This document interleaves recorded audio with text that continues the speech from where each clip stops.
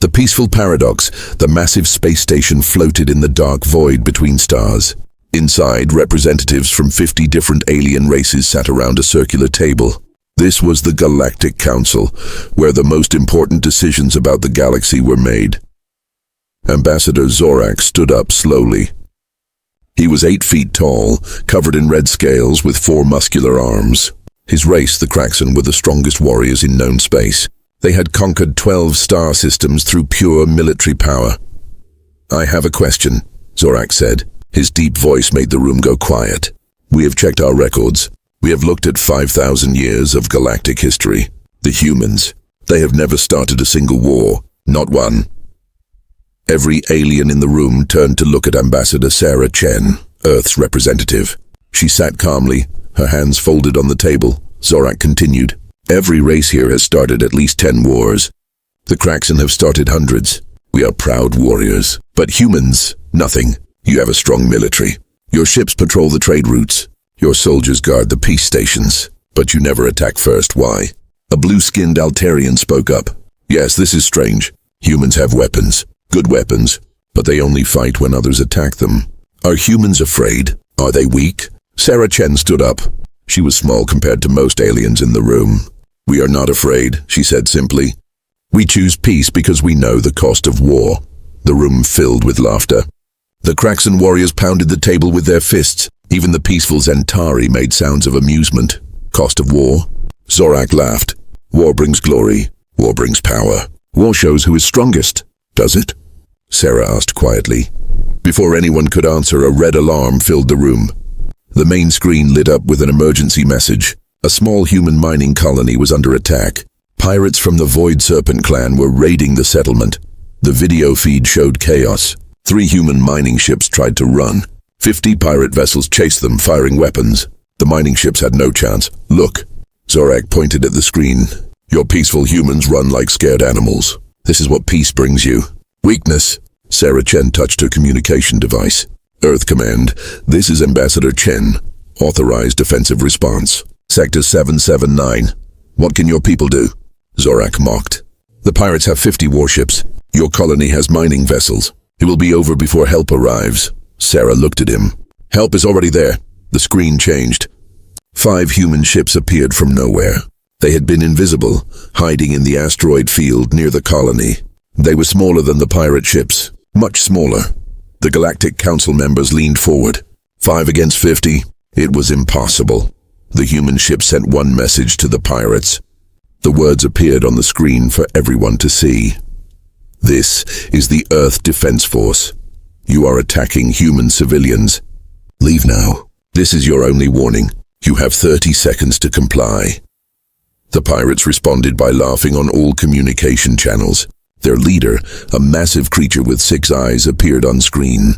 5 little ships? We have 50. We will destroy you and take everything." The 30 seconds passed. Sarah Chen was still calm, too calm. Several ambassadors noticed her complete lack of fear. "Earth Command," she said softly into her device. Warning ignored. "All units protect our people." What happened next made no sense. The 5 human ships moved faster than anyone thought possible. They didn't fly like normal ships. They danced through space like leaves in the wind. The pirates fired everything. Hundreds of missiles. Laser beams that could cut through asteroids. Plasma bombs that could destroy cities. Nothing hit the human ships. Nothing even came close. "How?" whispered the Altarian ambassador. "How are they moving like that?" Then the human ships fired back. Once each, 5 shots total. Strange blue beams that no one had seen before. All 50 pirate ships stopped moving. Their engines died. Their weapons went dark. Their shields disappeared. They floated helplessly in space like dead fish in water. The entire battle had taken exactly 90 seconds. The Galactic Council sat in complete silence. No one moved. No one breathed. Zorak's forehands were shaking. 50 ships, disabled, in 90 seconds. By 5 small vessels. Sarah Chen finally smiled. It wasn't a happy smile. It was sad. "You asked why we don't start wars, Ambassador Zorak. You're about to learn the answer." The screen showed something new. More human ships were arriving, not 5, not 50, hundreds. They came from everywhere, appearing from hidden positions throughout the galaxy. "The human fleet has arrived," Sarah announced. What happens next will make every alien in the galaxy delete their war plans against Earth. Forever. The room stayed silent. Everyone stared at the screen, waiting to see what humanity would do when finally forced to show its true power. The sleeping giant wakes. The pirates had 50 ships. The humans brought 5. Every alien watching thought it was suicide. They were wrong. Ambassador Zorak's scales had turned pale. The mighty Kraxan warrior who had fought in 100 battles could not believe his 4 eyes. "Play it again," he demanded. "Show the battle recording again." The screen replayed the 90-second fight. Everyone watched more carefully this time. The human ships didn't just dodge the attacks. They predicted them. They moved before the pirates fired, as if they knew exactly what would happen. "Impossible," muttered the Altarian ambassador. "No computer is that fast. No pilot can think that quickly." Sarah Chen stood in the center of the council room. "You want to understand? Let me show you something." She touched her device and new information appeared on the screen. For the past 300 years, humans have studied every battle in galactic history. Every strategy, every weapon, every victory and every defeat. We have libraries bigger than cities, filled with nothing but war data. The screen showed human facilities on Earth.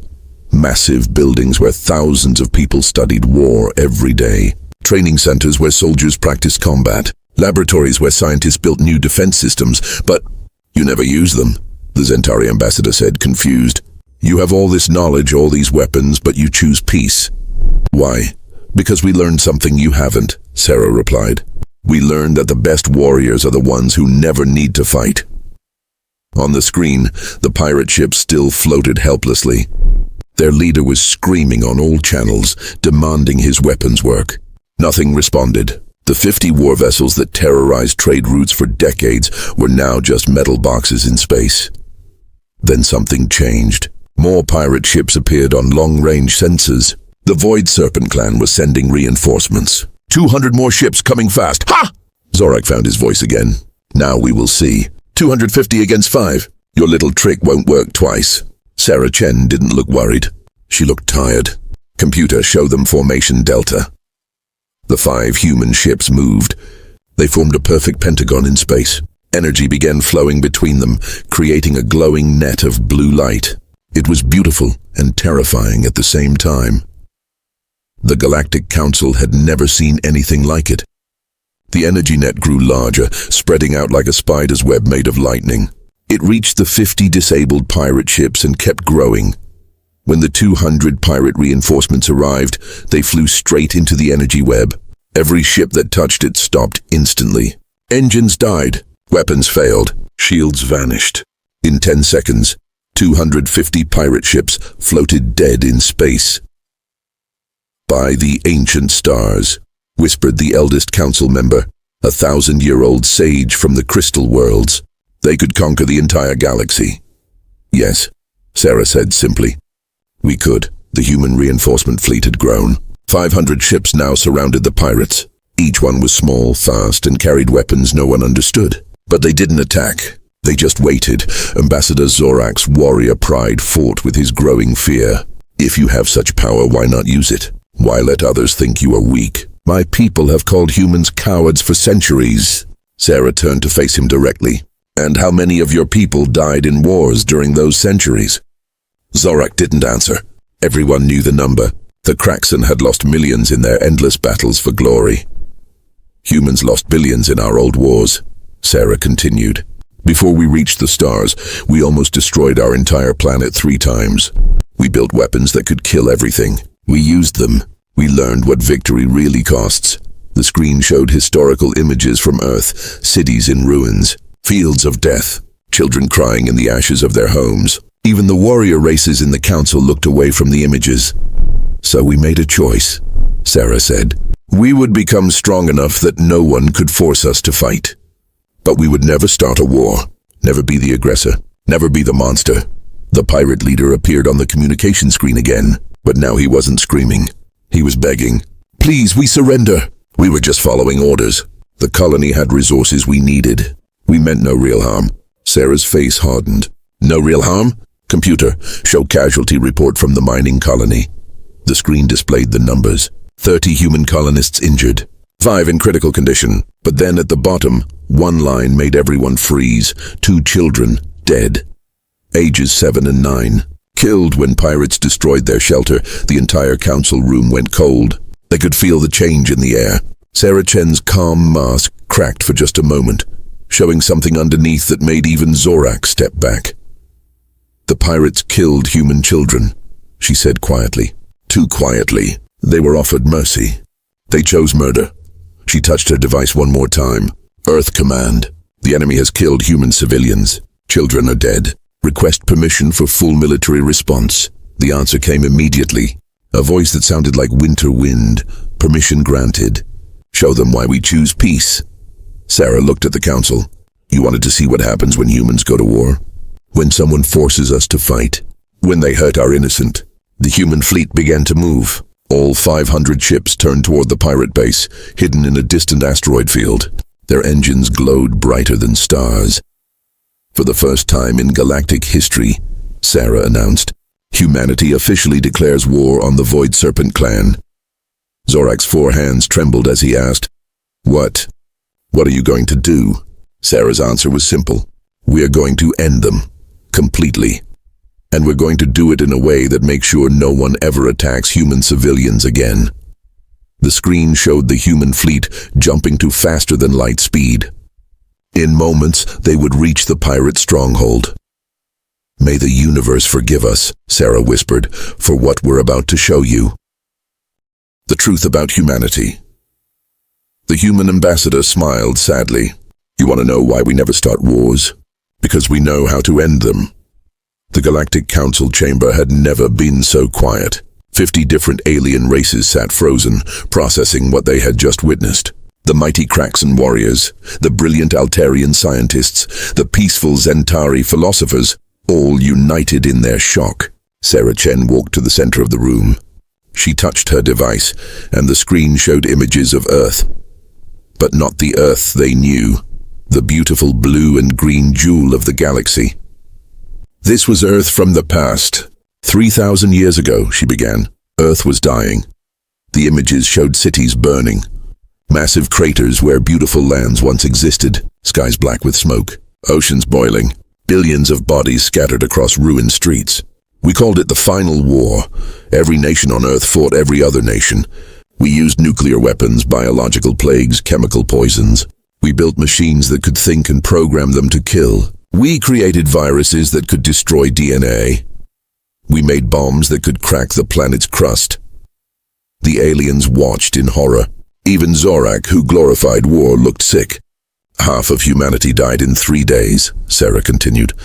But we didn't stop. We kept building worse weapons. We made antimatter bombs. We created black hole generators. We built devices that could delete matter from existence. The screen showed a massive explosion.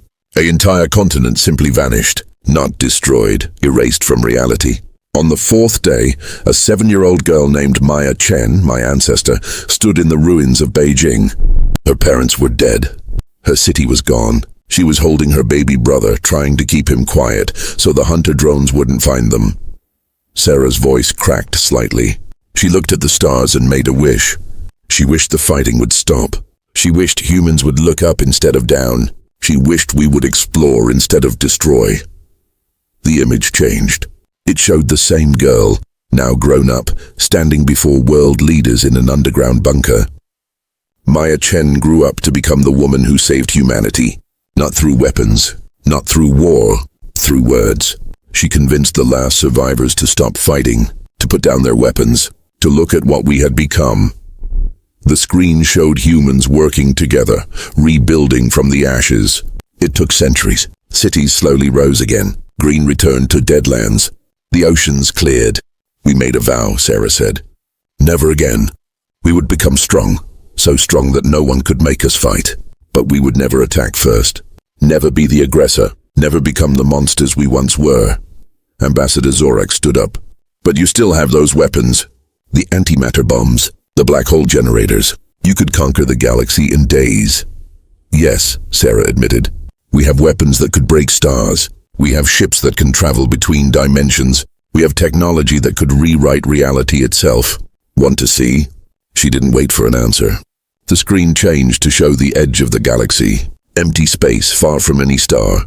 Suddenly, a single human ship appeared. It was different from the others. Older, darker, marked with warning symbols in 100 languages. "This is the Earth ship Pandora," Sarah explained. "One of 12 ships we hope never to use." The Pandora fired a single small device into empty space. For a moment, nothing happened. Then space itself began to tear. A hole opened in reality, growing larger, edges burning with impossible colors. Through the hole, they could see another universe, one where the laws of physics were different, where matter and energy danced in ways that hurt to perceive. Then the Pandora fired again. The hole closed, leaving only normal space. But that section of space was different now. Stars in that region sparkled differently. Space itself had been changed. "We could open holes between universes," Sarah said quietly. "We could change the fundamental forces of reality. We could delete solar systems from existence or create new ones. We learned to do things that make us gods." She turned to face the council directly. "And that's exactly why we choose peace. Because we know what we are capable of. We know the monster that lives inside humanity. We've seen what happens when that monster is unleashed." The young Zentari ambassador raised a trembling hand. "How do you control it? How do you keep from using such power?" Sarah smiled, and for the first time it was genuine. "We became gardeners." The screen showed human colonies across the galaxy. But they weren't military bases. They were farms, parks, nature preserves. Humans growing food, planting forests, creating beauty. Every human child learns to grow plants before they learn to fight. Every soldier must tend a garden. Every warship has a greenhouse. We create life to remember why we protect it. We build beautiful things to remember why we don't destroy. The images showed human children playing with alien younglings, human doctors healing the sick of all races, human engineers helping primitive worlds develop clean energy, human teachers sharing knowledge freely. "This is our true strength," Sarah said. "Not our weapons, not our ships, our choice. Every day we choose peace. Every day we choose to build instead of break. Every day we choose to be gardeners instead of destroyers." Zorak's 4 hands were clenched. "But what if someone threatens you? What if someone attacks Earth itself?" Sarah's expression darkened. "Then we stop being gardeners. We become the storm that ends everything. And when it's over, when the threat is gone, we pray we can find our way back to the gardens." She touched her device one last time. The screen showed a message being broadcast to every corner of the galaxy. It was from Earth's Central Command, signed by every human leader. "To all races of the galaxy, we humanity make this promise: we will never start a war. We will never attack first. We will share our knowledge of medicine, agriculture, and peaceful technology with all. We will protect the innocent. We will stand between you and the darkness. But if you attack us, if you harm our children, if you threaten our friends, we will end you." Not defeat, end. This is not a threat. It is a promise. We are your gardeners. Don't make us become your reapers. The message ended. The council sat in silence for a long time. Finally, the ancient sage spoke. "For 1,000 years I have lived. I've seen empires rise and fall. I have watched races destroy themselves and others bloom. But I have never seen anything like humanity. You are the most powerful race in the galaxy, perhaps the universe, and you choose to grow flowers." "Because flowers are harder to grow than weapons," Sarah replied. "Anyone can destroy. It takes true strength to create." A small alien child had wandered into the council chamber, a Zentari youngling who had gotten lost. She walked up to Sarah without fear and asked, "Are you warriors or peacemakers?" Sarah knelt down to the child's level. She pulled out a small seed from her pocket. Every human carried them. "We're gardeners," she said gently, "but every gardener knows how to remove weeds that threaten their garden." The child took the seed, smiling. "Will you teach me to garden?" "Of course," Sarah said. "We'll teach anyone who wants to learn." As the council session ended, every ambassador left with the same thought. Humanity could destroy them all, could rule the galaxy with an iron fist. Instead, they chose to protect, to nurture, to grow. From that day forward, a new saying spread across the galaxy: never mistake human kindness for weakness. They choose peace not because they must, but because they can. And in the darkness between stars, invisible human ships continued their watch. Silent guardians, protectors of peace, gardeners of the galaxy, waiting, hoping they would never have to show their true power again. But ready, always ready, because that's what it meant to be human, to hold the power of gods and choose to plant seeds instead, to have the strength to end everything and decide to begin something beautiful instead. The pirates who had attacked the human colony were taken to rehabilitation centers. Within a year they were farming, growing food, creating life where once they brought death. They became gardeners too, and the galaxy entered its longest period of peace. Not because races feared humanity, though they did, but because humanity showed them another way, a better way, the way of the gardener. The story ends where it began, with humans being questioned about their peaceful nature. But now everyone knew the truth. Humans weren't peaceful because they were weak. They were peaceful because they were too strong to be anything else. When patience ends, the human commander's voice was calm. Too calm. You had your chance for mercy. Now you'll see why we choose peace.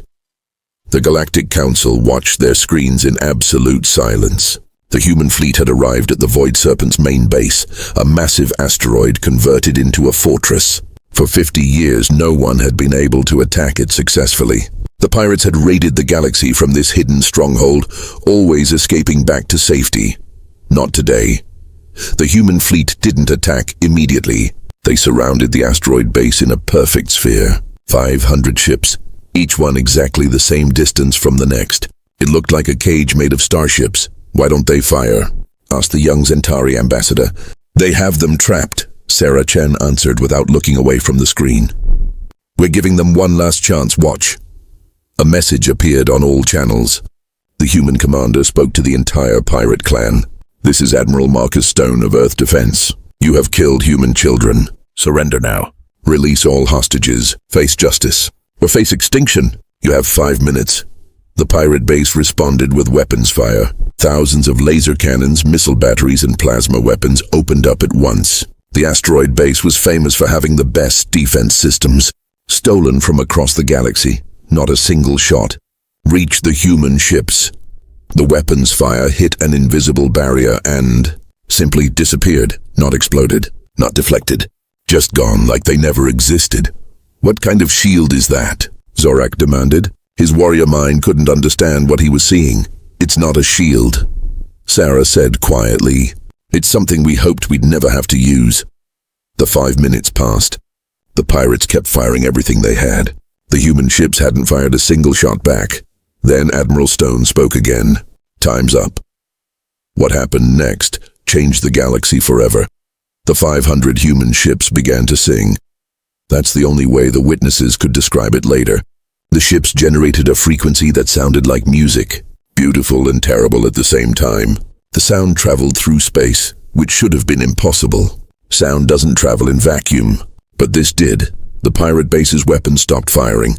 Not because they were destroyed, they just stopped, like someone had turned them off. Then the lights in the base started going out section by section. "Their power is failing," observed the Altarian ambassador. "No," Sarah corrected. "We're taking it." The screen showed energy flowing from the pirate base to the human ships. The humans were draining every bit of power from the asteroid. Weapons, engines, life support, everything. They were drinking the base's energy like water. Within 10 minutes, the entire pirate stronghold was dark. Thousands of pirates floated in their ships and corridors, emergency lights their only illumination. They couldn't run. They couldn't fight. They couldn't even send messages, but the humans weren't done. One human ship moved forward. Just one. It was smaller than the others, painted white with a red cross, a medical vessel. It flew straight through the base's defensive perimeter, through walls that should have been solid rock, and appeared inside the main hangar. "How?" every ambassador asked at once. "We can make our ships pass through solid matter," Sarah explained. "We've had this technology for 100 years. We've never used it. We thought it was too dangerous to reveal." The medical ship opened. Human soldiers poured out, but they weren't carrying weapons. They were carrying stretchers and medical supplies. They went through the base, finding every hostage, every slave the pirates had taken. Children from dozen races, prisoners kept for ransom, innocent traders captured during raids. The humans saved them all, one by one, carefully, gently. They treated injuries, gave food and water, carried those who couldn't walk. They brought 800 innocent beings out of that dark base. They're rescuing everyone, the sage said in wonder. In the middle of declaring war, they stopped to save lives. We always save the innocent, Sarah said. Always. Once the last hostage was safe, the human fleet began to spread out. But something strange was happening. Instead of 500 ships, there were now 1,000, then 2,000, then 5,000. Where are they coming from? Zorak shouted. The answer appeared on the tactical display. Human ships were emerging from everywhere. From inside moons, from behind planets, from asteroid fields, from nebulas. They had been hidden throughout the galaxy, invisible, waiting. We have defensive fleets in every inhabited system, Sarah announced. We've been protecting you all. You just never knew it. Every time pirates attacked and suddenly had bad luck or equipment failures, that was us. Invisible, watching, protecting. 10,000 human ships now filled the space around the pirate base. Each one armed with weapons that defied understanding. Each one crewed by soldiers who had trained their entire lives for this moment. The pirate leader appeared on screen one last time. He was on his knees, all six eyes weeping. Please, we surrender. We were wrong. Show mercy! Admiral Stone appeared on the main screen. He was an older man with gray hair and tired eyes. You killed children. You had mercy. You chose violence. Now face the consequences. The 10,000 ships fired once, together, at the same moment, but they didn't destroy the base. They did something worse, or better. Depending on how you looked at it, the asteroid base began to change. The rock itself started transforming, turning from dark stone into something else. Something crystalline, something transparent. Within minutes, the entire pirate stronghold had been turned into glass. Clear, perfect glass. Every tunnel, every room, every secret visible for all to see. The pirates inside were unharmed but exposed. No more hiding. No more secrets. This is our judgment, Admiral Stone announced on all galactic channels. The Void Serpent clan is ended. Not killed. Ended. Your base is now a monument to your crimes. Transparent for all to see. Your ships are disabled forever. You will be taken to rehabilitation colonies where you will learn to farm, to build, to create, instead of destroy. He paused. And if anyone anywhere ever hurts human children again, we won't be this merciful. The Galactic Council sat in stunned silence. The humans had won a war in less than an hour. They had defeated an enemy that plagued the galaxy for 50 years, and they had done it without killing a single pirate. You could have done this any time, Zorak said slowly. You could have ended every threat in the galaxy. Why didn't you? Sarah looked sad. Because once you show your true strength, you can never take it back. Once people fear you, they never stop. We didn't want to be feared. We wanted to be friends. The screen showed the human fleet beginning to disperse. But before they left, they did one more thing. They released a cloud of tiny machines that began repairing all the damage the pirates had caused. Every ship they had damaged over the years started healing. Every station they had attacked was rebuilt. This is 1% of our true capability, Sarah said quietly. 1%. Ambassador Zorak, the mighty warrior who had never known fear, asked the question everyone was thinking. If that was 1%, what does 100% look like? The human ambassador's answer would haunt the galaxy forever. Pray you never find out, because if we ever have to use our full strength, it means the universe itself is ending. The council room remained silent as the human fleet vanished back into their hidden positions across the galaxy. Invisible guardians, silent protectors, the most powerful military force in existence, choosing to hide rather than conquer.